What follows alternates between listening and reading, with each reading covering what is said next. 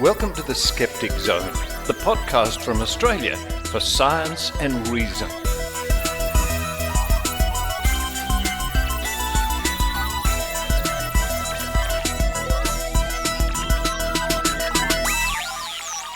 Yes, it's the Skeptic Zone podcast, episode number 634 for the 6th of December, 2020. Richard Saunders coming to you from a, looks like a nice, warm, sunny Sunday day coming up.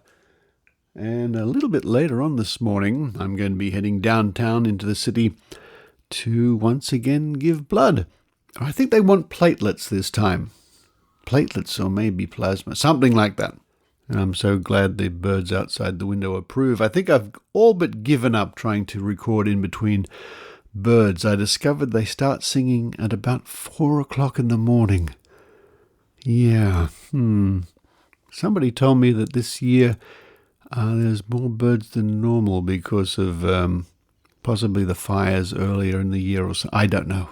Honestly, I don't know. But sing away, birds, whatever. Coming up on this week's show, no birds, no more birds. But we're going to be looking at something I wrote some years ago about living a skeptical life. What's it like to be a skeptic? What does it mean to be a skeptic? How did I become a skeptic?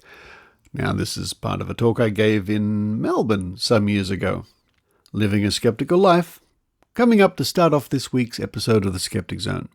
Following that, we go back once more. We trip into Trove from the National Library of Australia, and we're going to start a two-part series on water divining, looking for water divining and the word skeptic.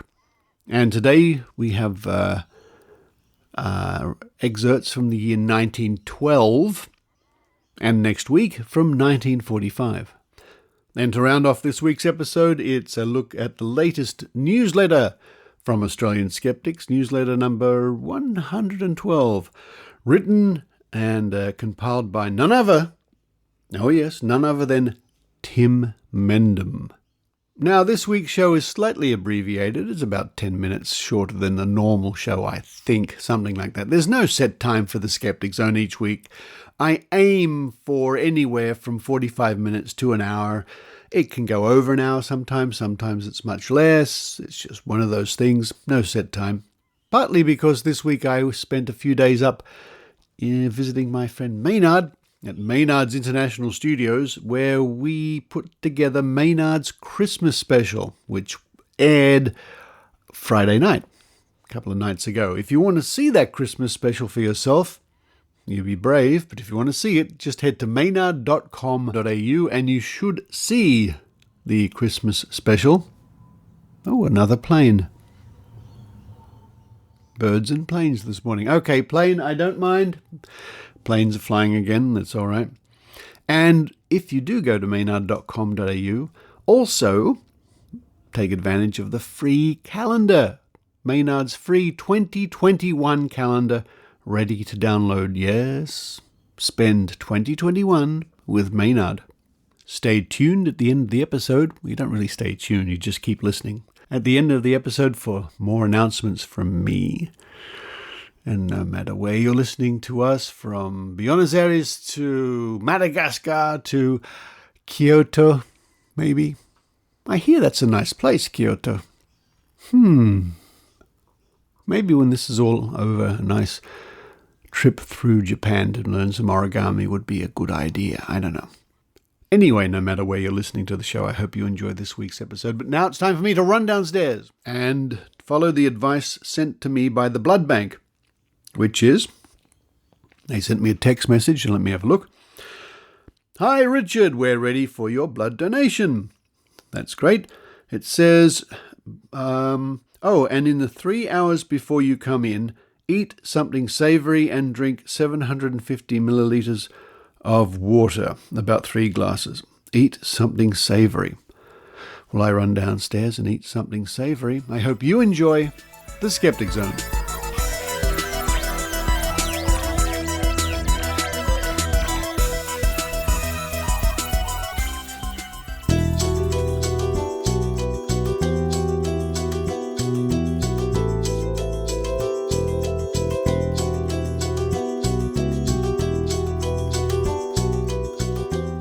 about 10 years ago, I was the guest of the Victorian Skeptics, and I think we met in a little restaurant in Lygon Street. Victorian Skeptics people, if you remember that.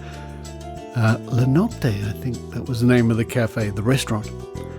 And I spent many meetings there actually over the years, and what a delight that was. And one year I was asked to give a talk, and I penned something called What Does It Mean to Live a Skeptical Life? And so here it is, revamped a little bit over the years.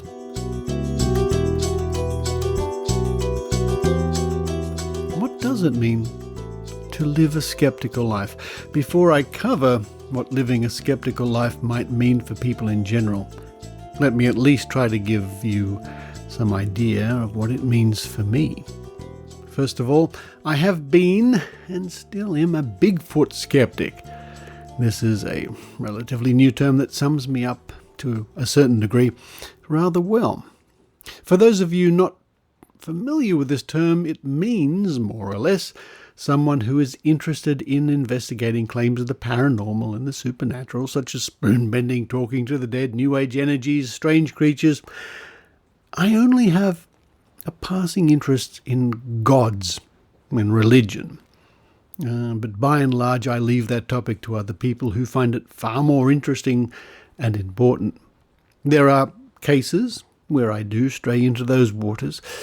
Creationism, faith healing, and claims of such things as weeping statues. Now, there is some unrest within the movement from those who regard people like me as somehow being less than worthy because I don't focus on religion and such. Well, to each their own. I really don't mind if they are not interested in claims of poltergeists and things like that. I'm known for many things, I guess, TV appearances, books I've written, podcasting, and even origami. But above all, I'm known for being a skeptic. My skeptical life is just that, a lifestyle of skepticism. It's not a hobby. It's not a recreational interest. It's largely who I am and what I do.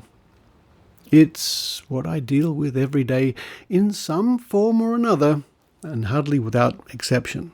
Skepticism has taken me all around the world, from Alaska to New Zealand, to Norway, to the Czech Republic, to the UK, to Ireland, and many other countries. My opinion is sought after in the media. My face is used to promote conventions and meetings. I am on the dartboard of many psychics and alternative medicine practitioners. Well, to be honest, I don't think I really am on the dartboard of these people, but it is a metaphor for some of the hate and anger that comes my way. My skeptical, or maybe I should say my questioning life began in the 1970s, when there was an explosion of the paranormal, or at least it seemed that way to me. Uri Geller was stunning the world's press with magic tricks. UFOs were posing a real danger to airlines. I mean, there was just so many of them buzzing about. And Bigfoot was going to be caught and proved real any day now. In my early teens, I lapped it all up and believed it. Why not? Why not? Mainly, I suggest, it was because that's the way the media presented these stories. There was also the great allure of knowing the unknown, or revealing the mystery, of having the inside knowledge that was far more exciting. And that's what sold newspapers. That's what brought people to watch TV shows. It was, in essence, using our own curiosity against us. TV shows like In Search Of, with Leonard Nimoy, gave the impression, at least to a young boy, of being factual documentaries. There was also a sitcom made in the early 70s based on a woman with paranormal powers called The Girl with Something Extra, starring Sally Fields. Movies like Close Encounters of the Third Kind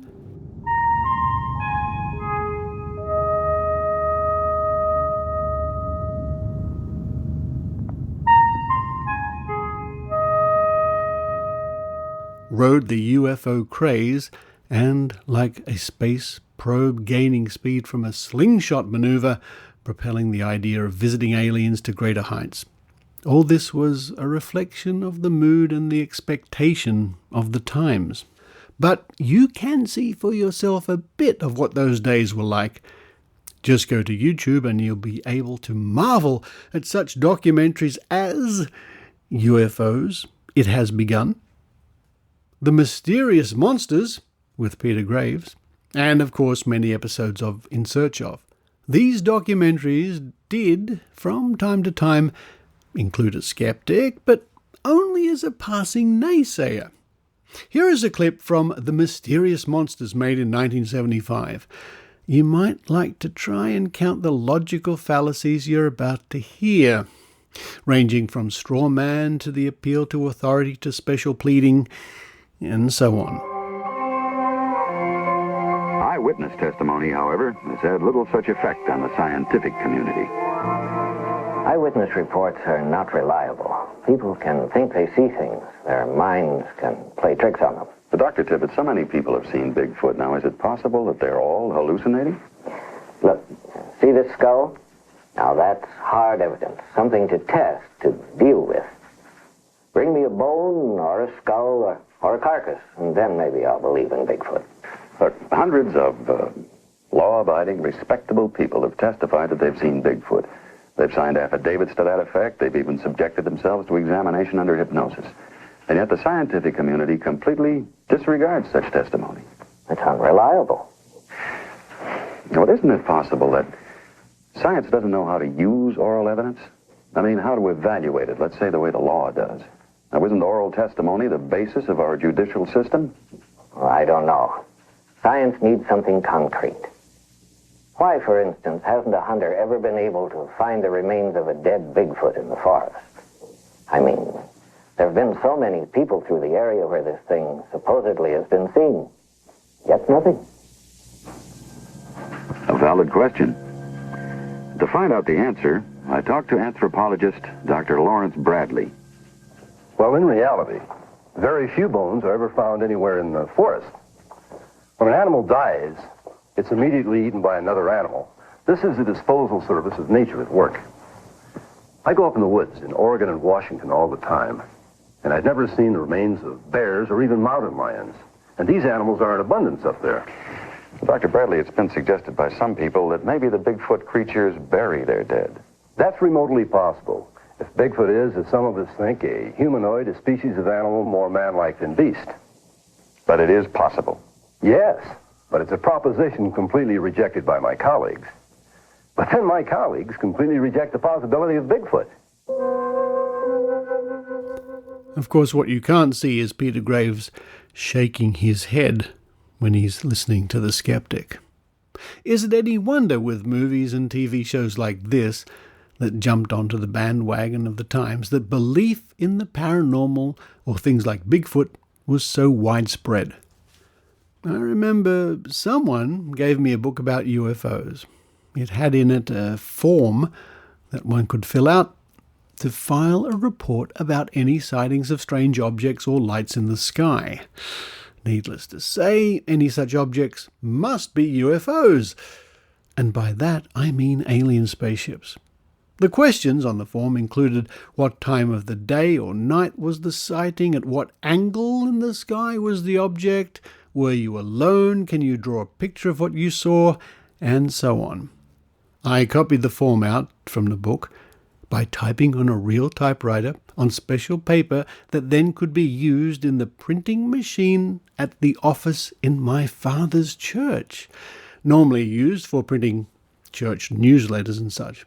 I then sought out anyone I could find who saw something in the sky and had them fill out the form. I cannot remember how many people filled out the forms, and I guess after a time the forms were filed somewhere in my room. But I was, in a way, investigating, even though in a very unskeptical way. Any day now we would catch the Bigfoot. Any day now the aliens would land and greet us. Any day now we would learn how to unlock the hidden potential of our minds to bend spoons and do other things like telekinesis. I did eventually learn how to bend spoons, and it seems I found the one true method. By the end of the 1970s, despite no Bigfoots in zoos or UFOs on the lawn of the White House, I was still happy to accept the truth of all manner of strange claims. I did not even think of them as merely claims, as in my worldview they were real. Then, in 1980, came along something that started to steer my mind, my endless curiosity, in a better direction. One night on ABC TV, a show called Cosmos aired. Stars, a spaceship, planets, time travel, ancient discoveries, other dimensions. It ticked all the boxes and excited the same parts of my mind that, until then, and I must admit continued to excite for some time, had been taken over with paranormal things. But maybe what gave Cosmos that something extra was Carl Sagan's voice. Not only did he know what he was talking about, he had the kind of voice to deliver the message. It was hypnotizing. Maybe, if you shut your eyes, you can imagine what it was like for me to hear those words for the first time.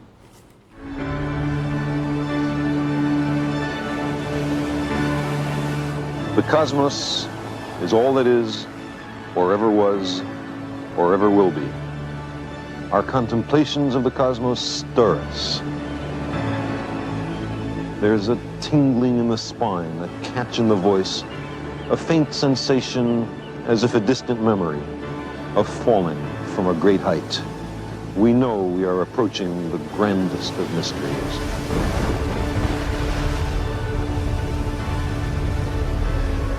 The size and age of the cosmos are beyond ordinary human understanding. Lost somewhere between immensity and eternity is our tiny planetary home, the Earth. For the first time, we have the power to decide the fate of our planet and ourselves. This is a time of great danger, but our species is young and curious and brave. It shows much promise. In the last few millennia, we have made the most astonishing and unexpected discoveries about the cosmos and our place within it. I believe our future depends powerfully on how well we understand this cosmos in which we float like a mote of dust in the morning sky. We're about to begin a journey through the cosmos. We'll encounter galaxies and suns and planets, life and consciousness, coming into being, evolving, and perishing. Worlds of ice and stars of diamond, atoms as massive as suns and universes smaller than atoms. But it's also a story of our own planet and the plants and animals that share it with us. And it's a story about us. How we achieved our present understanding of the cosmos, how the cosmos has shaped our evolution and our culture, and what our fate may be. Around the same time, another TV show appeared that also had a huge impact on me. It was about the testing of a group of water diviners and featured a certain magician by the name of James Randi. In fact, the documentary was called, with great imagination, James Randi in Australia. To be honest, I watched this documentary with the same uncritical attitude as I watched the paranormal ones. The test was straightforward, the conclusions clear, and I just accepted it. What struck me most was near the end, after all the diviners had failed, Randi asked them if they still believed in divining. To my utter amazement, they all said they did. I could not believe it. How on earth, after they all so clearly failed and divining was shown not to work, how could they just keep on believing in it? Little did I know that in the years ahead I would see this fascinating ability of the human mind, this disconnect from reality, again and again and again. And their matters rested more or less for the next 12 years or so. I got on with school, jobs and so on. At one stage in the early 1990s, my brother started subscribing to the Skeptic magazine, and I would read the issues. But I cannot say for sure when things really started to click with me. It's all lost a bit in the mists of time. In 1993, James Randi gave a talk in Sydney, which I enjoyed, and I even got his autograph. I bought a copy of Flim Flam, and I couldn't put it down. And for someone who does not enjoy the act of reading per se, it was quite something. In fact, I have struggled all my life with being a poor reader, but every year I improve, well, with sheer practice, and by doing what I'm doing right now, reading aloud from a script. Anyway, soon I sought out other books by Randi and read them all. The truth about Uri Geller was quite an eye-opener. In the early 1970s, my brother and I hid tablespoons from the kitchen drawer as we were led to believe Geller would bend them over the TV. My interest was growing, and by 1999 I decided to fly to Adelaide to attend my first Australian Skeptics, or any Skeptics for that matter, convention. I really didn't know anyone apart from Barry Williams, whom I'd met once or twice, but nevertheless I enjoyed the event immensely. I was so interested in the talks and the people I met. Not long after, I joined the newly formed James Randi Educational Foundation. A year later, and I couldn't wait to attend the Third World Skeptics Convention in Sydney, a joint venture between SciCoP and the Australian Skeptics. As I stood outside the venue waiting to get in, a car pulled up, and out stepped James Randi. Oh, well, this time I was starstruck. Wow, James Randi. Within a couple of months after telling Barry Williams I could digitize all the back issues of the Skeptic magazine, I was invited to join the committee. In the years since, I have learnt so much about science, critical thinking, tricks of the paranormal, the psychology and the mechanisms behind so-called psychic readings, arguments from creationism, and so on. I have met many of what they call the famous, and travelled all over the world giving talks. Enjoyable as it has not always been easy, with battles lost, endless frustration with believers, and some skeptics too. People are people, and I have seen how some people whom I thought were bastions of reason have turned out to be anything but. But I have also seen infighting, and I'm sure I have not helped the cause from time to time with my own shortcomings. But hearkening back to what I said earlier about being on the dartboard of various psychics and so on, I know I don't always succeed, but I try to be reasonable and polite to those on the other side. This can work, but not always. For no matter how nice and reasonable and witty and charming and funny I am, there are some who hate me like a zealot hates a heretic, because to them I am a heretic. At the end of the day, what I am saying to these people is, you are simply wrong, and no one likes to be told that. Well, let me explain that a little better. What I usually mean is, if you think that XYZ have been proven, then you're wrong. I normally don't say XYZ doesn't work, however I am getting to that point with things like homeopathy. But no matter how I say it, many people take it to mean skeptics don't and won't believe that XYZ happens no matter what. You are closed-minded. That's what all you skeptics are. I have also heard on more than a few occasions, you skeptics once thought the world was flat. Oh, the irony. In my many years in this game, I have seen so many times what I might call the distorted mirror effect, when believers impose upon us the very characteristics they themselves display.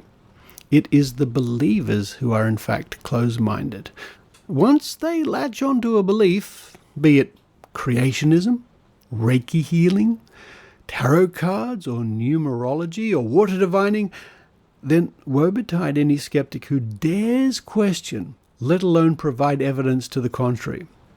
I have also heard many times that we skeptics are scared of the unknown, and that is why we will not accept whatever belief system they are pushing. I find this galling at times, as I certainly do not fear the unknown, unlike some psychics I've met who fear to the point of being terrified going into what they consider to be a haunted house. I, on the other hand, would have no fear about spending the night in Australia's most haunted house, wherever the hell that might be. I guess I'm really not your average skeptic, whatever being a skeptic is. It's a major part of my life, unlike what I might call the everyday skeptic, someone who has an interest in the topic, likes to read our magazine, listens to the podcast, enjoys Skeptics in the pub. I really like those people. They are fun to be with and have a similar outlook to me. But I would hope that each one spends time to study the topics they are skeptical of. If, for example, one is skeptical of spoon bending, then one should at least know why, and that means not only a grasp of physics, but also learning the trick. There was one occasion, many years ago, when I was a guest at a public outreach event hosted by a local skeptical group, somewhere in the world. I was less than impressed when one of the local members answered a question from the public along these lines. Ghosts? No, we don't believe in ghosts. We think it's all stupid. There's no such thing. Well, ultimately, there is almost certainly no ghosts. The answer and the way it was put made me cringe. Yes, that local member was skeptical of ghosts, but in an almost cartoon or stereotypical way. We should never be skeptical of something unless we have good reason to be. In recent times, I have seen what changes can be made with people like Ken Harvey, who take the skeptical concerns to the people who can make a difference, the government. We can shout all we like. We can get lots of media attention. Sometimes that works, sometimes it doesn't.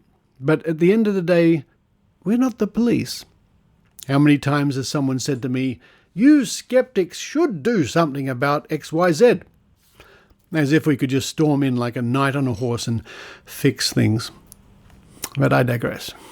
Living a skeptical life is not what our opponents might imagine it to be. That is, walking around being skeptical of everything all the time, being unwilling to believe in anything, doubt everything, being a naysayer just for the sake of being a naysayer. Living a skeptical life means being open, being interested, but knowing humans have shortcomings in reasoning abilities and knowing how the method of science helps us to overcome those shortcomings. Living a skeptical life means knowing your topic and knowing when you don't know your topic. Living a skeptical life means saying, "I don't know," rather than trying to make up something on the spot. Living a skeptical life also means no matter how hard you try and no matter how much you know your topic, you will be wrong from time to time, and you will blunder in your answers. Living a skeptical life means you have to accept this, even if it's disconcerting and unpleasant. Lastly, as I say to the media and students, living a skeptical life means I get to investigate monsters, ghosts, psychics, and UFOs. Sometimes it's like I'm still 15 years old.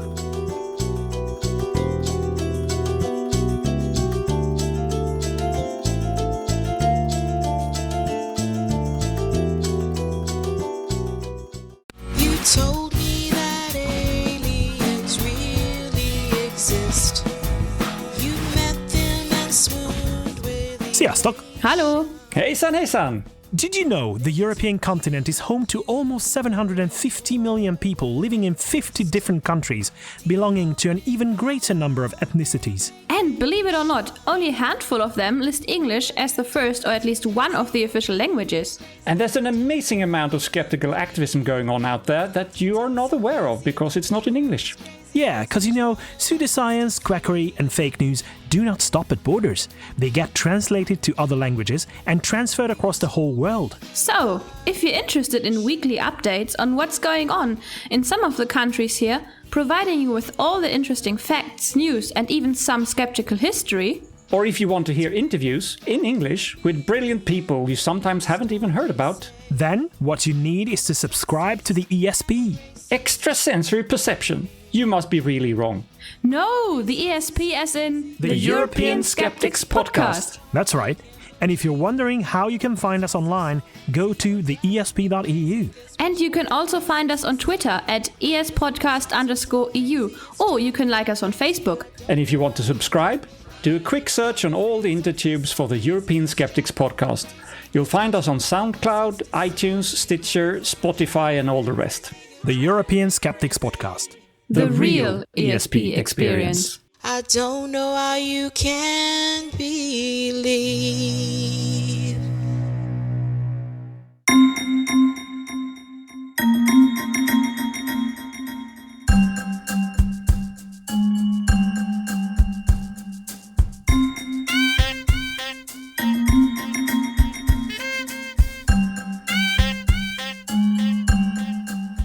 Now it's time once again to dive into the treasure trove of information at trove.nla.gov.au, the online digital library of magazines, newspapers and so on, collected over many years, I'm sure.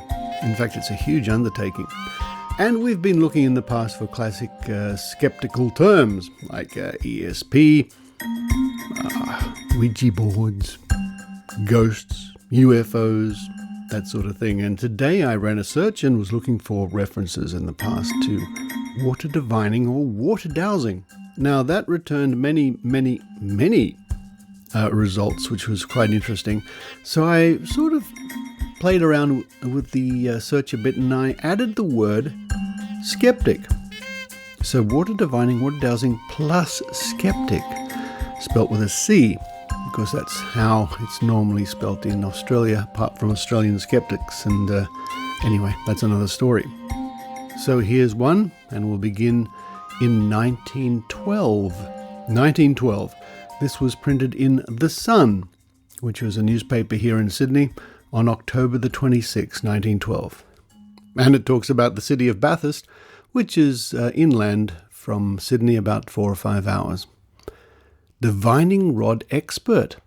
Bathurst, Saturday. Mr. Charles Cobb of Pastoral Chambers, Sydney, has written to the Bathurst Council stating that he is prepared to give a demonstration with the divining rod and could, for certain, locate water if there was any in the district. As divining rods are rather a sore point at present with the alderman, the letter, when read, caused amusement, but it was decided not to do anything in connection with the application. Now that's interesting. I wonder what the story is with the divining rods being a sore point with the Bathurst Council way back in 1912. Now, just 2 days later in the same newspaper, The Sun, so this is published on Monday, October the 28th, 1912, there seems to be a reply from somebody. Divining rod. Skeptic offers to beat it. And this is somebody called RB. So it says, RB makes a sporting offer. In your issue of October the 26th, I noticed a reference to the divining rod and an offer made by Mr. Charles Cobb of Pastoral Chambers, Sydney, to the Bathurst Council to give a demonstration with the divining rod and locate water for a certainty if there was any to be found in that district. The divining rod is either a scientific truth as a means of finding water, or it is a fraud. If a truth, we should know more about its value, for its value as a means of finding water could then scarcely be estimated. If a fraud, it should be silenced by the proper means, as it is becoming a nuisance in the columns of every newspaper. Not one of the reputed diviners ventures to state the exact depth at which water can be found. Now I'll say quickly, in the years since then, we have discovered that many diviners will claim they can use their divining rods not only to find water, but tell you exactly how deep it is, in feet or meters, which is interesting.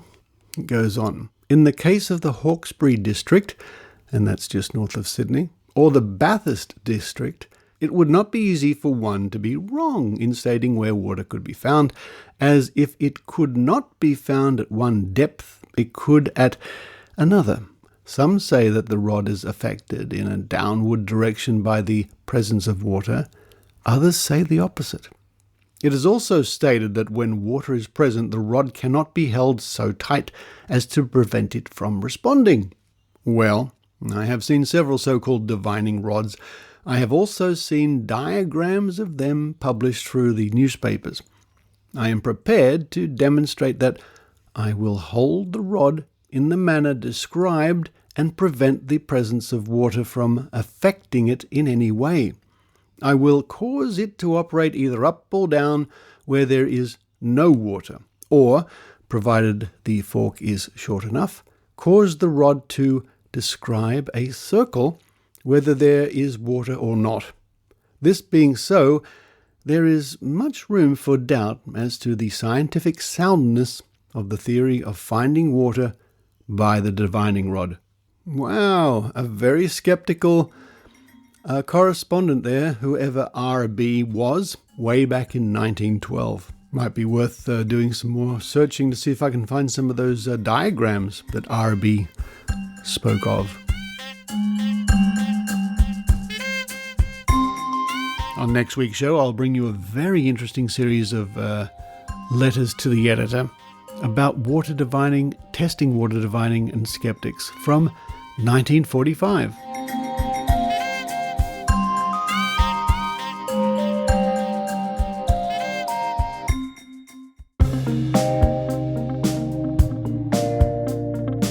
Skeptics Cafe, online from Victoria, Australia.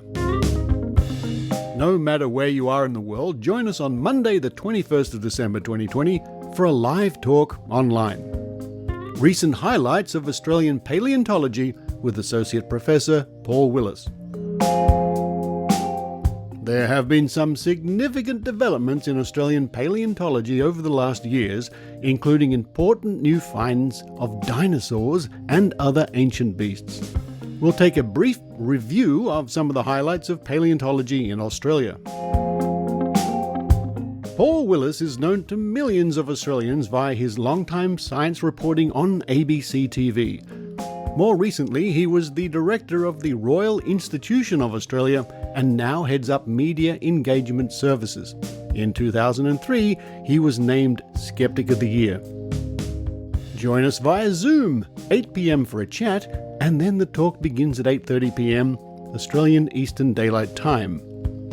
That's 9 a.m. on the 21st UK time, 4 a.m. on the 21st East Coast USA time, and 1 a.m. on the 21st West Coast USA. For more information and the Zoom link, just head to www.facebook.com/The Skeptics Cafe. See you there.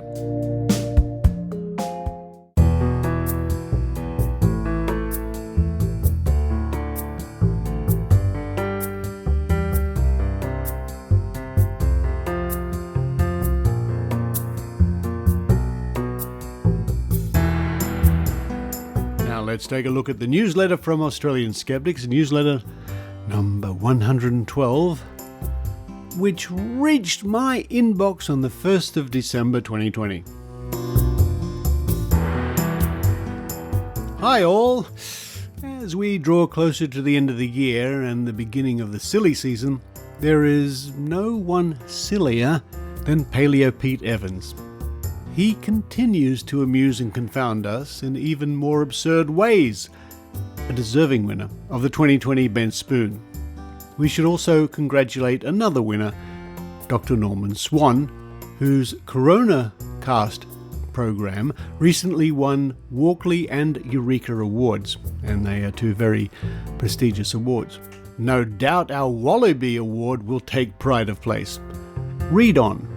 And of course this is compiled by Tim Mendham. Ken Harvey resigns TGA role. Ken Harvey has resigned from the Medical Watchdog's Advertising Committee, citing years of frustration over its policing of fringe medicine and its kid glove treatments of complementary medicines. Pete Evans' neo-Nazi symbol. Pete Evans said he was ignorant of the meaning of a neo-Nazi symbol on a cartoon he shared. We would agree with the first part, that paleo is ignorant. But the situation is not as clear as the ignorant one would suggest, and he's suffering financially because of it. And of course that provides a link, as do all these stories. When you subscribe to the newsletter, you get to read the little précis, and then you can follow up the story. And the next story here says, German Green Party rejects homeopathy. Edzard Ernst on how the German Greens have agreed that health insurers should only reimburse treatments which are, quote, medically reasonable and justifiable and which are supported by evidence of efficacy and is specifically proven, end quote. Edzard reckons this means homeopathy. Quote, after many years of supporting homeopathy and other so-called alternative medicines, SCAMS, and after years of agonizing about it, end quote.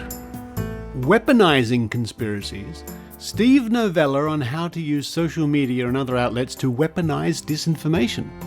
It starts with the hard part, coming up with an idea that resonates with the public. A longish piece, but worth the effort. Misinformation adapts. UK skeptic and project director of the Good Thinking Society, Michael Marshall, on how misinformation, from scam product ads to conspiracy theories, always adapts to survive. Another long article, but worth the read. The 2020 issue of The Skeptic, the journal from Australian Skeptics, is going to the printers today, and digital copies will be sent out later this week. So if you haven't subscribed, now is the time to do so. The issue includes a major feature on good scientists going off the track and an in-depth review of Judy Wileman's PhD and how she uses it to give her anti-vax views credibility, plus the usual panoply of interesting and the weird, the worrisome and the fun, including a summary of Skepticon, and sadly, we say goodbye to James the Amazing Randi. Events coming up on the 16th of December, Perth Skeptics in the Pub, end-of-year comedy night, that sounds interesting. On the 18th of December, Adelaide Critical Thinkers in the Pub, Benjamin on Franklin, it says, 6 p.m. onwards. And the 21st of December, Vic Skeptics Cafe, recent highlights of Australian paleontology with Associate Professor Paul Willis. Also, there are links to the Canberra Skeptics, the Gold Coast Skeptics and the Queensland Skeptics. And some items of interest at the end of the newsletter. Clash of the Shamans. In Indonesia, paranormal has been actively banned as shamans clash in the search for missing children. Shamans from across Indonesia flocked to their village to perform rituals to find them. But their presence has angered the police, the local community and local shamans, who say spirits in the area are not cooperating because they're unhappy. Well, there you go. And finally, big cat mystery in New Zealand. There have been an increased number of sightings of big cats in New Zealand in recent months, with sightings reported in Canterbury, Otago, Southland and Marlborough, and recently in North Canterbury. The usual suggestions of animals escaped from zoos or circuses, plus a report that in 1915 a ship from America was being unloaded at a New Zealand port with a cargo of animals bound for Australia. Apparently, one of the cages was accidentally broken open, allowing its occupants, a pregnant female puma, to escape, with local officials making little attempt to catch it. Such reports always ignore the caveat that it requires more than one animal, even more than one pregnant one, to keep a population going. And that's just a roundup of some of the stories in the Australian Skeptics newsletter, and you can have that delivered to your inbox every other week. Just go to www.skeptics.com.au and you can sign up from there.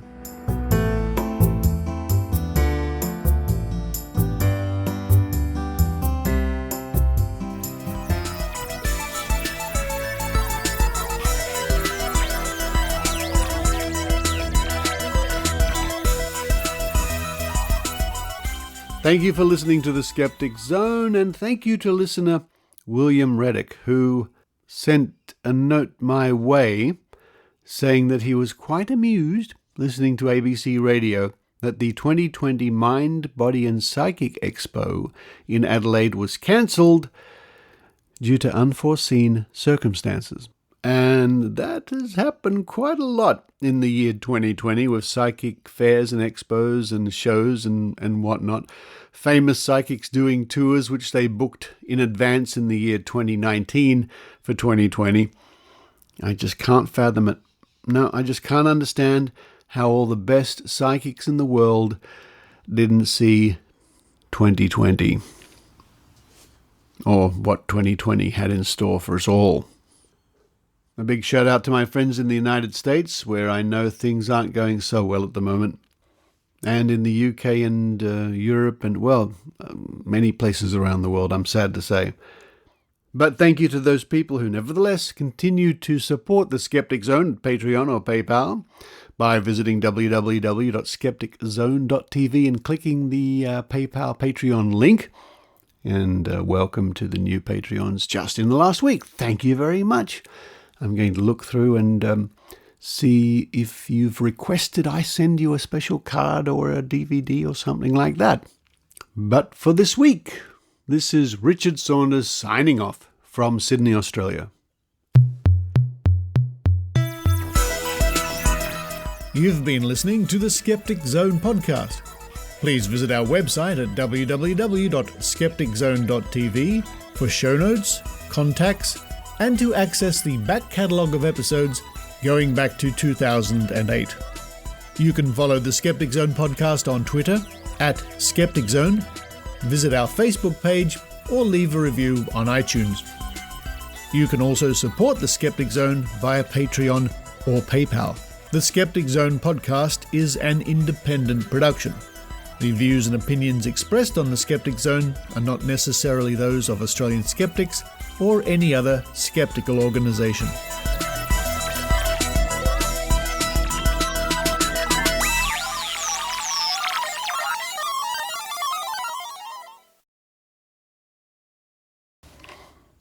Hello to the afterthoughts, the people who listen after the music.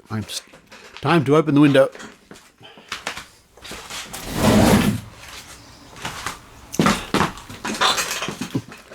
This is the more relaxed section of the show, the Easter egg that sometimes comes along where I get to roll a die and you play along. I'm going to roll this 6-sided die, the classic, 3 times.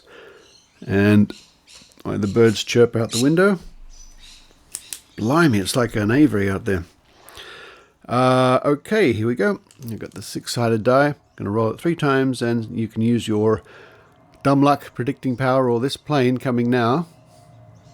Another plane to guess the number. All right. First roll. Here we go. First roll. And today's first number is Susan Gerbeck. That's code for 5. 5 come up. It is. I'm not kidding you. That's number 5. Second roll of the dice. 1. There we go. 5 and 1. Last roll of the dice. The dice. I think that parrot wants to join in. Oh. And my alerts went off because, I don't know why. Anyway, 5. How about that, Susan? It's your lucky day. Almost 555. Almost. But honestly, today's winning numbers are 5, 1, and 5. Shall we tempt fate, Susan? Susan Gerbeck from Guerrilla Skepticism on Wikipedia, who helps with the prediction project and does weekly quizzes and is all round pretty fabulous. Let's go. One more. Here we go. Fell off the desk. Sorry. One more. Here we go. 6. All right. Never mind. But you did pretty well. So 5, 1, 5, and 6. Maybe I can get Tim Mendham to play next week.